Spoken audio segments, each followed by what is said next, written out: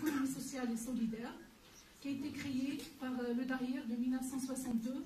Au début, il prenait l'appellation du Bureau de développement de la coopération pour être restructuré en 1975 pour devenir l'Office de développement de la coopération. Parmi les principales missions de cet organisme, donc, il accompagne les coopératives dans les domaines de la formation, de l'information et de l'assistance juridique.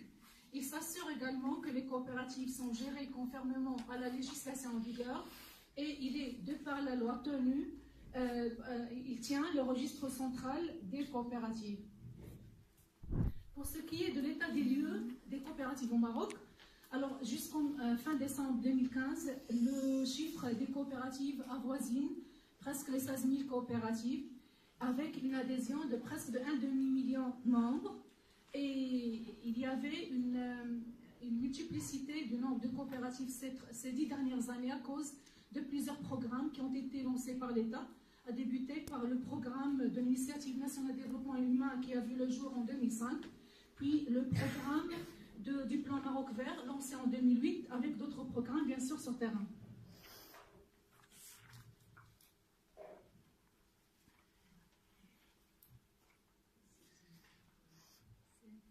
Il n'y avait pas de vidéo, il devait y avoir un autre problème. D'accord, comme vous voyez, il y a le secteur de l'agriculture qui prédomine avec 67%, poursuivi du secteur de l'artisanat avec 15%, puis l'habitat avec 8%, et puis les autres secteurs se répartissent les pourcentages qui en restent. Donc, selon la nouvelle loi numéro 112/12, la coopérative est définie comme étant un groupement de personnes aussi bien physiques que morales. Et c'est la nouveauté qui a été emmenée par la nouvelle loi sur les coopératives, parce qu'auparavant, il ne permettait que l'adhésion des personnes physiques. Actuellement, il permet l'adhésion aussi bien à la constitution des personnes physiques que morales qui se sentent convenues pour se réunir et créer une entreprise chargée de satisfaire leurs besoins économiques et sociaux.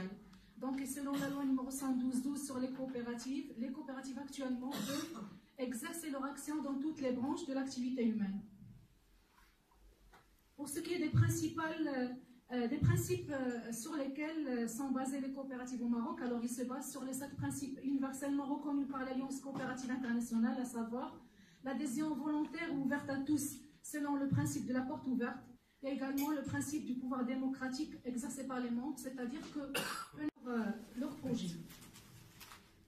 Donc, on a été tous ce matin faire un constat général sur les migrants au Maroc, c'est qu'ils sont de diverses nationalités, bien sûr, de diverses cultures. Les langues parlées également, ils sont différentes. L'âge, le sexe, la situation familiale, ils ont de divers niveaux d'instruction.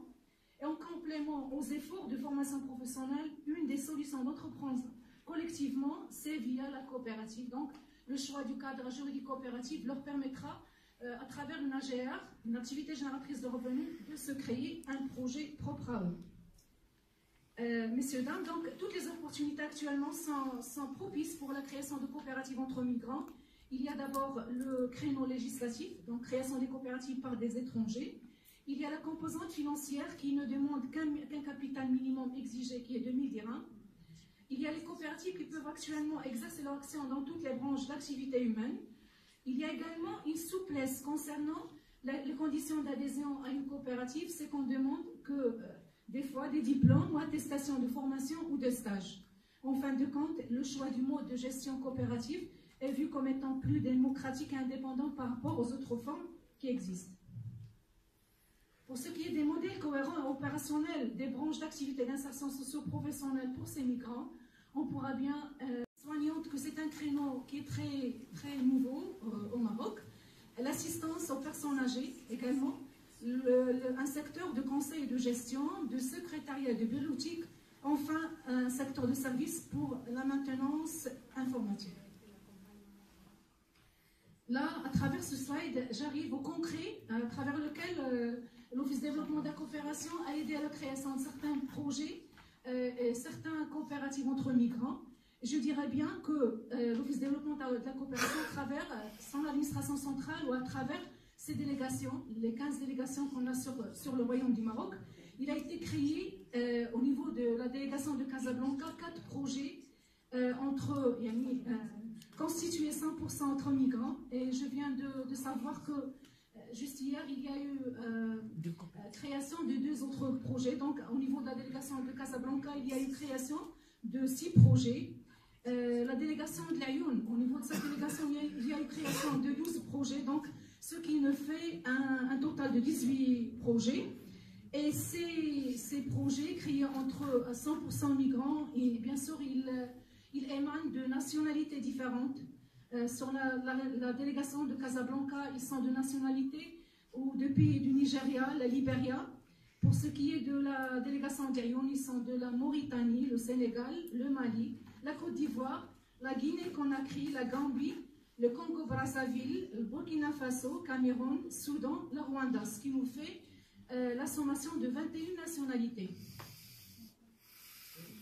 Et derrière l'idée de création de ces projets à travers l'administration centrale ou ces délégations dans tout le Maroc, parfois ce sont des initiatives personnelles.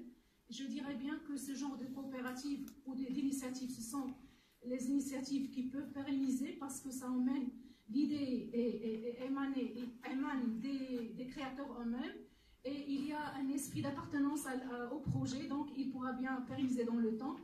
Ou à travers des comités mixtes, on pourra trouver derrière, par exemple, le ministère de l'Intérieur ou le comité régional des droits de l'homme, comme on a vu à la région d'Ayoun, c'était le comité régional des droits de l'homme, et puis enfin les délégations régionales de l'ODECO à travers ces 15 délégations.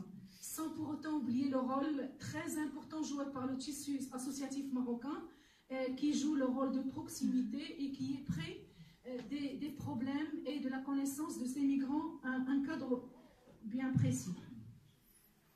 Donc, pour les quelques recommandations pour reconnaître aux migrants la jouissance de droits économiques, entre autres, donc c'est la sensibilisation